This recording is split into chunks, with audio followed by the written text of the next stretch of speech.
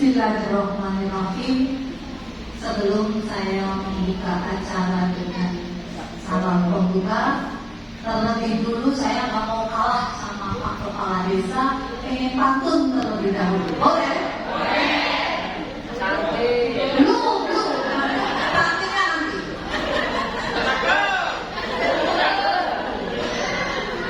Bismillah permulaan kalam. Cantik. Hilang selisih jangan dicari. Teriring doa bersama salam. Kalau ketemu salam dari Bu Istri, Assalamualaikum warahmatullahi wabarakatuh. Innal hamdalillah nahmaduhu wa nasta'inuhu wa nastaghfiruh wa na'udzu billahi min shururi anfusina wa min sayyiati a'malina. May yahdihillahu fala mudilla lahu wa may yudlil fala hadiya lahu. Asyhadu an la ilaha illallah wahdahu la syarika lah wa asyhadu anna Muhammadan abduhu wa rasuluh. Allahumma shalli ala sayyidina Muhammad wa ala ali sayyidina Muhammad. Amma ba'du. Yang terhormat Bapak Camat Kabupaten atau yang mewakili, yang kami hormati Ketua Tim Penggerak PKK Kecamatan Kaunganten, yang kami hormati pula Kepala Desa Kaunganten Lor beserta perangkatnya, yang kami hormati dan kami banggakan Ketua Tim Penggerak PKK Desa Kaunganten Lor beserta jajarannya, Ketua BPD, Kader Posyandu, BKR, BKL, hadirin hadirat rahimakumullah. Pertama dan utama, marilah kita mengajarkan puji syukur kehadirat Allah Subhanahu wa taala. Biqaulina alhamdulillah birabbil alamin, yang sudah memberikan nikmat sehat, nikmat sempat. Alhamdulillah di pagi hari menjelang siang kita masih bisa menghadiri acara silaturahmi halal bihalal tim penggerak PKK Desa Kaunganten Lor. Tadi sudah diberikan apresiasi luar biasa oleh Bu Camat. Selamat datang Ibu Camat kita yang baru, tepuk tangan untuk salawat salam tercurah kepada junjungan kita Nabi Muhammad SAW. Mudah-mudahan kita semua termasuk umatnya yang mendapatkan syafaatnya di yaumil qiyamah. Allahumma amin ya rabbal alamin. Antum Bu, Pak, tadi saya sebelum maju disentil sama Kasbesra, Bu, sudah jam 11.30. Oke, siap. Saya paham Pak Kariman. Saya isi 5 menit saja. Cocok ya? Cocok. 5 tumpeng sudah menanti kita di belakang. Tinggal ngaji yang memang mau sesuai-suai. Setuju? Intinya kita sebagai sesama Muslim, hanya bukan karena saya lebih pintar dari panjenengan, tetapi tadi bahasanya dengan ucapan kearifan lokal, memberdayakan warga Kabupaten Lor supaya semuanya bisa berkegiatan, berkoordinasi yang baik dan juga saling menguntungkan. Bapak Ibu yang saya hormati, masih di momen Syawal 1445 Hijriah. Terlebih dahulu saya ingin mengucapkan selamat Hari Raya Idul Fitri 1445 Hijriah. Minal aidin wal faizin, mohon maaf lahir dan batin. Kosong-kosong Ibu? Intinya itu sebenarnya hanya itu. Halal bihalal itu adalah saling memaafkan antara sesama manusia. Kalau kita kepingin tidak bangkrut di akhirat nanti, kita harus menjaga 2 silaturahim. Yang pertama adalah silaturahim kita dengan Allah Subhanahu wa taala. Hablum minallah. Kemarin di bulan puasa 1 bulan kita sudah melaksanakan silaturahim dengan Allah dengan baik. Sholat kita bagus, puasa kita bagus, ibadah sosial kita bagus. Itu adalah bentuk silaturahmi kita kepada Allah Subhanahu wa taala. Tetapi kalau kita tidak ingin bangkrut di akhirat kelak, jangan lupakan juga silaturahim terhadap sesama manusia. Hablum minallah. sebuah kisah diceritakan. Ketika itu setelah melaksanakan sholat Idul Fitri, Rasulullah SAW mengucapkan amin 3 kali.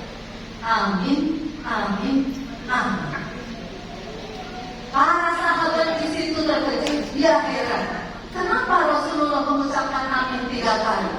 Tidak ada angin, tidak ada hujan, tidak ada yang berdoa. Kenapa Rasulullah mengucapkan amin 3 kali?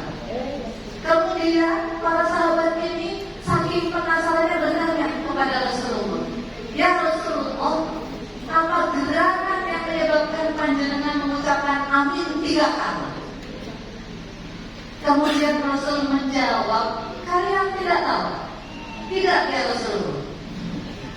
Tadi setelah kita melaksanakan sholat Idul Fitri, turunlah malaikat Jibril ke sini. Malaikat Jibril mengatakan kepada saya, ya Rasulullah, pada hari ini 1 Syawal ini saya akan meminta doa kepada Allah, saya akan memohon kepada Allah 3 hal.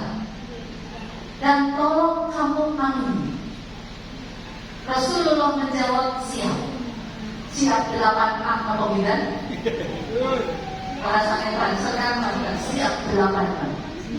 Secara logika, kalau yang meminta doa malaikat Jibril dan yang mengaminkan Rasulullah, apa mungkin doa itu berhasil? Mungkin enggak? Doa yang pertama, permintaan yang pertama adalah, ya Allah, pada 1 Syawal ini aku mohon kepadamu, janganlah engkau terima puasa dan ibadahnya anak yang durhaka kepada orang tuanya. Ini rombongan malaikat Jibril yang mendoakan doa ini, dan Rasulullah mengamini.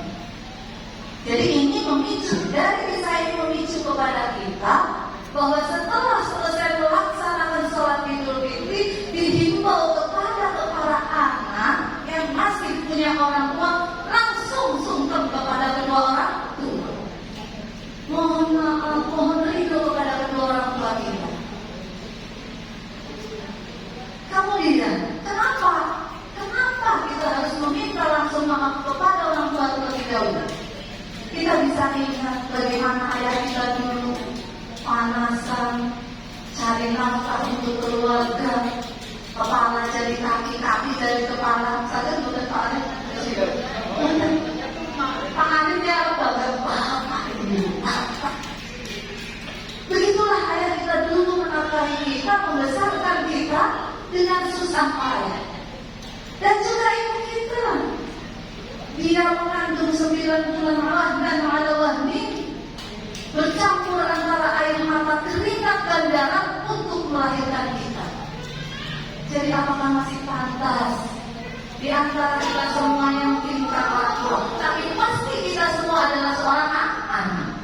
Dan si melayu dari pertekan waktu, kita harus memuliakan orang tua kita. Kita harus meminta maaf kepada orang tua kita, karena tidak ada satu kebahagiaan pun dalam hidup kita tanpa ridho dari kedua orang tua. Tidak ada kebahagiaan. Maka ketika seorang anak durhaka kepada orang tua, malaikat Jibril mendoakan jangan diterima puasa dan pahalanya orang yang durhaka terhadap orang tua, dan diamini oleh Rasulullah SAW. Kemudian yang kedua, malaikat Jibril juga berdoa, pada tanggal 1 Syawal ini saya memohon ya Allah, janganlah terima puasa dan ibadahnya istri yang durhaka kepada suaminya. Ya mau kata di sini. Mau kata di sini. Mungkin ibu-ibu bertanya, Bu, kenapa cuma istri yang durhaka? Kenapa bukan suami yang durhaka? Ada yang bertanya begitu, Bu? Enggak, gue. Oh, lagi ada. Kenapa dikira istri yang durhaka bukan suami yang durhaka? Di sini bukan masalah kedurhakaan, tetapi suami itu adalah imam dalam keluarga. Dia besok di akhirat akan dimintai pertanggungjawaban oleh Allah Subhanahu wa Ta'ala. Tanpa disebutkan, seperti yang saya sebutkan tadi, orang usah ngomong kayak miskin. Besok di akhirat ditanya, bagaimana rumah tanggamu di dunia? Bagaimana cara memimpin kamu di dunia? Sengaja aku selalu pakai lewat. Masalahnya kalau langsung jangan atau wis langsung cek saya lagi istri makan itu.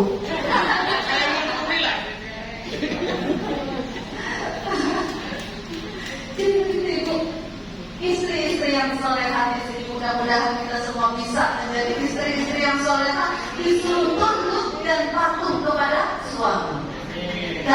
Kecuali dalam satu hal, ketika suami memerintahkan kita untuk durhaka kepada Allah, hanya itu. Hanya itu. Dalam sebuah kisah menarik, saya juga kepengen cerita di sini. Jadi bukan kalau saya ibu kita hanya berbagi cerita.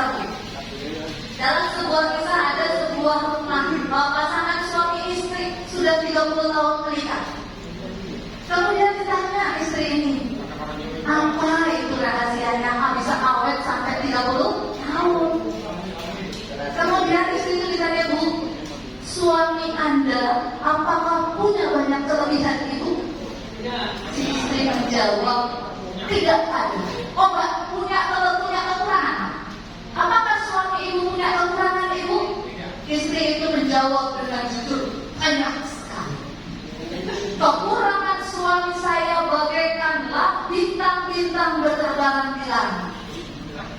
Bintang-bintang apa nih kan? Itu tuh. Begitu banyaknya kekurangan suami di langit, itulah kekurangan suami saya. Kemudian orang itu bertanya lagi, adakah kelebihan suami Anda? Gak ada, hanya satu kok seperti matahari. Terus apa rahasianya rumah tangga jenengan bisa awet 30 tahun?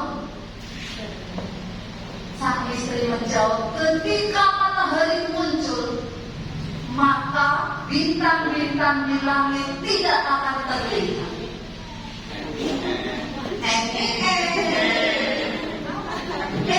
Gimana? Jadi intinya, ketika kebaikan suami, ketika kebaikan pasangan kita muncul, maka kekurangan-kekurangan itu akan tertutup. Itu rahasia keluarga sakinah mawaddah warahmah yang kalau memang tujuannya adalah menuju surganya Allah Subhanahu wa Ta'ala.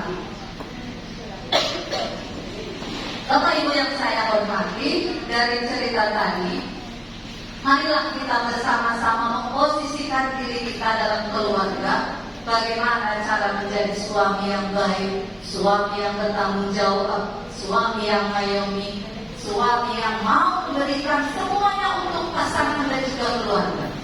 Begitu pula sebaliknya. Bagaimana cari istri yang baik, patuh pada suami, menjaga hak suami, menjaga kehormatan suami, mendidik putra-putrinya menjadi putra-putri yang soleh.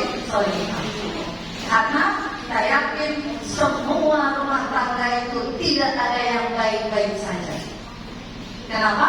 Karena semua orang sedang berjuang dalam ujiannya masing-masing. Ada mungkin yang diuji rezekinya seret, ada rumah tangga yang diuji tidak punya keturunan, ada rumah tangga yang diuji kesehatan pasangan selalu menurun. Ada rumah tangga yang diuji dengan pasangan yang tidak setia. Banyaklah, jadi jangan mempersamakan rumah tangga kita dengan rumah tangga orang lain. Karena kita tahu tidak ada manusia yang sempurna. Mereka sedang berjuang dalam ujiannya masing-masing. Kembali ke materi, untuk itu marilah kita saling menjaga sebagai suami istri menuju keluarga sakinah mawaddah warahmah.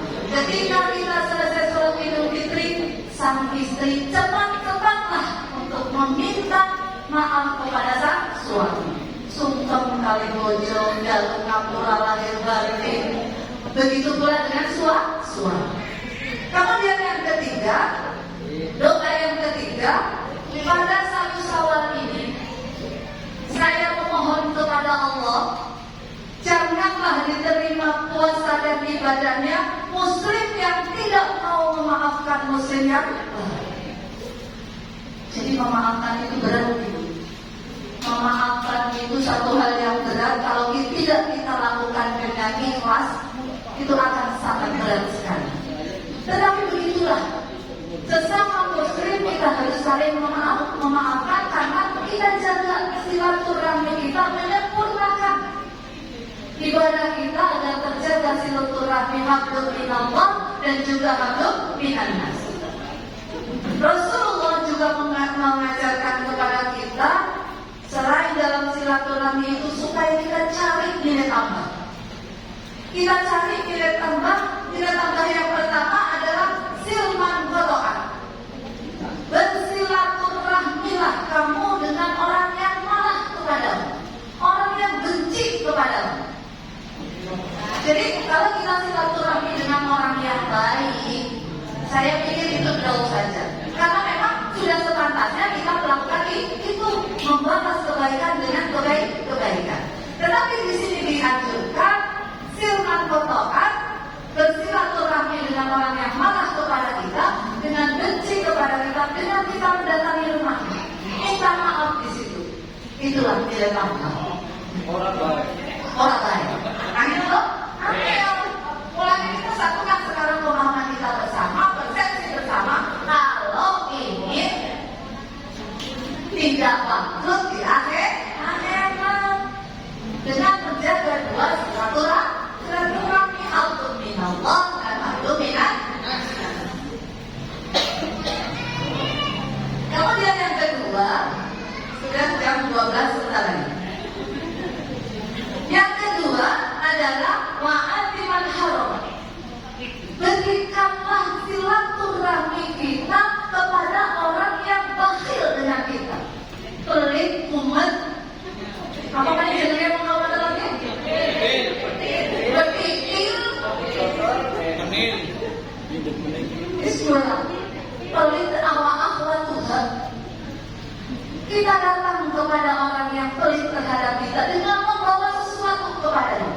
Kita bawa kue, bawa parcel. Itu dia tambahin Bapak. Tantangannya di situ. Dan yang terakhir yaitu waktu al-mandalam. Silaturahmilah dengan orang yang mendolimi kita, menyakiti kita, sering menggibahi kita, sering merasani kita. Silaturahmilah kepada orang-orang yang seperti ini, karena itu adalah nilai tambah untuk kita semua. Dan agar kita kembali lagi tidak bangkrut di akhirat, menjaga silaturahmi kepada Allah, hablum minallah, dan menjaga silaturahmi terhadap sesama manusia, hablum minannas. Bapak Ibu yang saya hormati, dilanjut Bapak Badan, jam 12 pas. Sedikit lagi, mos-mosan Pak. Saya berusaha untuk mengeraskan suara saya agar yang belakang juga tidak ngantuk, yang depan juga tidak selalu fokus dengan melihat tumpuk di belakang. Ngantuk ya apa-apa, ngobrolnya gak apa-apa. Bapak Ibu yang saya hormati, makanya di momen halal menggelar PKK ini, marilah kita sama-sama minal aidin wal faizin, membuat diri kita itu kembali fitrah dan kembali menjadi orang yang menang. Jangan sampai puasa kita di bulan suci Ramadan kemarin itu sia-sia. Kita bisa melihat indikatornya, apakah puasa kita selama 1 bulan kemarin itu adalah merupakan puasa yang sia-sia ataukah puasa yang berkualitas. Kalau puasa panjenengan berkualitas, berarti tujuan puasa kemarin adalah la'allakum tattaqun, agar kita menjadi orang yang bertakwa. Kalau ciri-ciri orang yang bertakwa salah satunya adalah memaafkan sesama muslim. Kemudian yang kedua ada hijrah. Dari yang tadinya kita tidak baik menjadi baik. Dari yang tadinya baik menjadi lebih baik. Itu hijrah. Itu terlihat dari bagaimana sikap dan perilaku kita setelah kita melaksanakan ibadah puasa. Jangan seperti puasanya ular. Ular itu berpuasa, tidak makan, tidak minum, tapi tidak ada perubahan sama sekali di ular. Kulitnya isi bodoh, jalannya juga sama, makanannya masih sama, bancet, bangkai, dan lain sebagainya. Itu contoh puasa yang tidak berkualitas, yang tidak bisa memberikan perubahan bagus kepada yang berpuasanya. Tapi berpuasalah seperti puasanya kupu-kupu. Puasanya kepompong. Kepompong itu ketika akan menjadi kupu-kupu, dia harus berpuasa berminggu-minggu dalam pongkong. Tidak makan, tidak minum. Tapi setelah dia berpuasa, kepompong yang tadinya menjijikan berubah menjadi hewan yang sangat cantik, yaitu kupu-kupu. Dari yang tadinya jalannya loket-loket berubah menjadi terbang. Dari yang tadinya dia tidak punya manfaat apa-apa, dia menjadi bermanfaat dengan mengadakan penyerbukan yang namanya penyerbukan antara bunga yang satu dengan bunga yang lain. Dari yang tadinya makanannya daun, merusak, makan daun-daun yang ada di yang tempat menempelnya, berubah menjadi makanannya madu. Inilah puasa yang berkualitas yang harus kita ikuti, yang harus kita jadikan pelajaran buat kita. Jadilah kita pribadi yang baru, pribadi yang lebih baik, pribadi yang lebih bertakwa dan beriman kepada Allah setelah 1 bulan kita mengadakan pelatihan di bulan suci Ramadan. Bapak Ibu yang saya hormati, kemudian kalau kita sudah melaksanakan seperti itu, kita biasanya akan timbul bahagia dalam diri kita.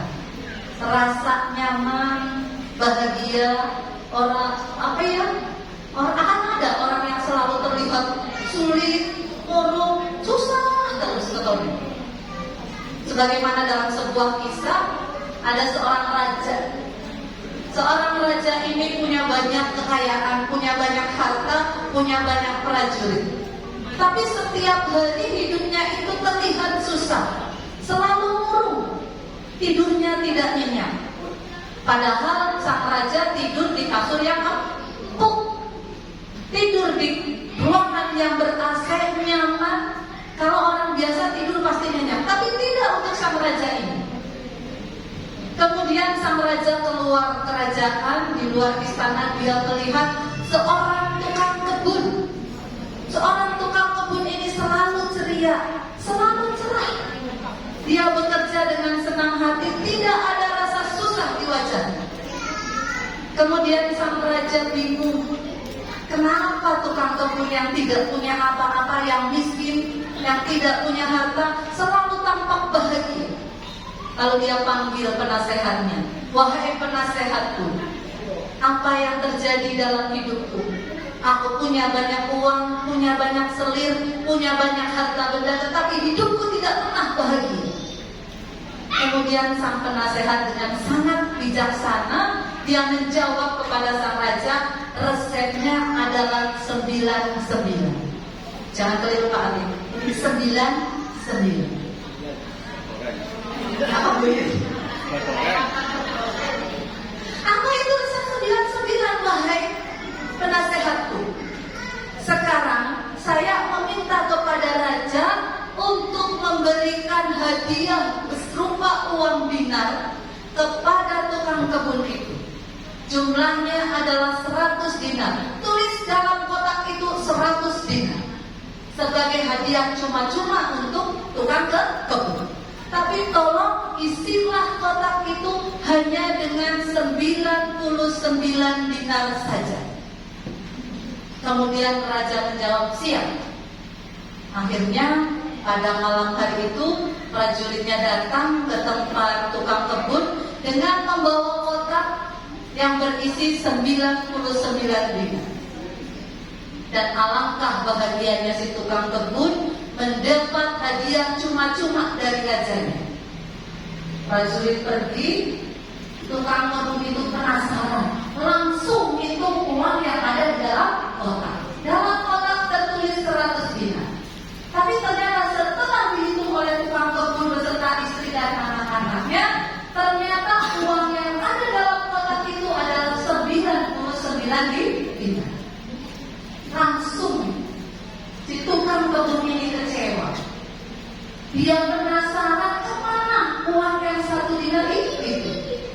Lalu dia mulai mencari karena tidak mungkin uang itu tidak lengkap. Pasti uang ini jatuh tercecer di jalan. Itu yang ada dalam pemikiran tukang kebun. Akhirnya tukang kebun itu terus mencari, penasaran, menyusuri setiap jalan dari depan rumahnya sampai menuju ke istana. Dan tidak ditemukan uang 1 dinar itu. Karena memang jumlahnya hanya 99. Dan pagi harinya sampai pagi itu minggu lagi. Dan pagi harinya ketika dia bekerja di taman, wajahnya murung, wajahnya terlihat susah, wajahnya terlihat tidak menyenangkan. Sang raja bingung, kenapa ini tukang kebun? Tidak biasanya dia bermurang bekerja, tidak biasanya dia bersusah hati. Kemudian si penasehat tadi menjawab, itulah kehidupan wahai sang raja. Orang akan sibuk mencari satu yang tidak kita punya, lupa dengan 99 yang benar-benar itu sudah ada rezeki buat kita. Satu kesimpulan dari cerita di atas, bahwa kenapa kita susah, kenapa kita tidak bahagia, karena kita selalu sibuk mencari yang bukan milik kita, yang belum menjadi rezekinya kita. Kita lupa mensyukuri apa yang sudah kita punya. Kita lupa mensyukuri nikmat Allah yang begitu banyak kepada kita. Hanya dengan satu mencari rezeki yang belum bukan milik kita, itu yang membuat kita tidak bahagia, kurang bersyukur kepada Allah Subhanahu wa Ta'ala. Demikian yang bisa saya sampaikan pada kesempatan kali ini. Sudah gak enak saya melihatnya ibu jangan ada yang dipasang, ada yang ngantuk dan lain sebagainya. Jadi tidak bijak kalau saya terus menyampaikan apa yang ingin saya sampaikan. Untuk itu marilah kita tutup pertemuan ini dengan doa bersama. Saya minta kepada Bapak Kiai di sini, sebetulnya saya tidak pantas berdoa di sini. Saya mohon kepada Bapak Arif Miftahul-Zaman untuk berdoa kita aktif. Tidak. Pak Mudir Amrul untuk doa penutup. Dari kami cukup sekian. Allahumma fiqil al-Qur'an ihdinas siratal mustaqim. Assalamualaikum.